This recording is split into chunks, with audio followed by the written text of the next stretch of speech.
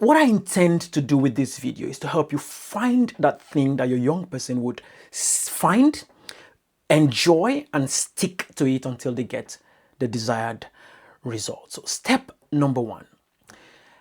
Before we get to step number one, I'd like us to clear the air about this thing where a lot of parents that I've met and that I've worked with try to achieve their dreams, their childhood dreams, their long-term dreams through their children. Now, the temptation is very high for you to want to turn your young person to a doctor, a footballer, or whatever dream it was you had growing up that you didn't succeed in achieving. You see it in your young person, and sometimes that can actually turn out to be the case. But I'd like to start by encouraging you to allow this young person to explore what exactly they want to do. I understand that that can be a bit difficult, but if you follow through till the end, the last point I'm going to discuss actually helps you to be able to guide against the fears that a lot of people act on that makes them to try to push their children in a specific direction. So point number one, explore different activities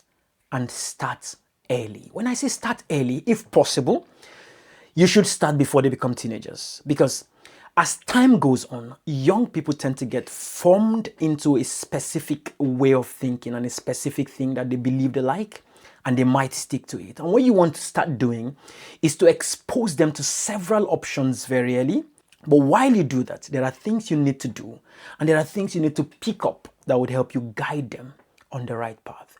Now, when I say expose them to different options, research and pediatric guidance has shown that pushing children into early narrow specialization too quickly can cause, very serious problems. Things like increased risks of overuse and injury, burnout, and even dropout. And if you doubt this, all I want you to do is just to Google, child celebrities.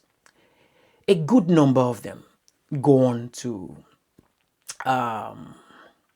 shall I say, discover that that's not the best way to go. A lot of child celebrities end up running into trouble very early.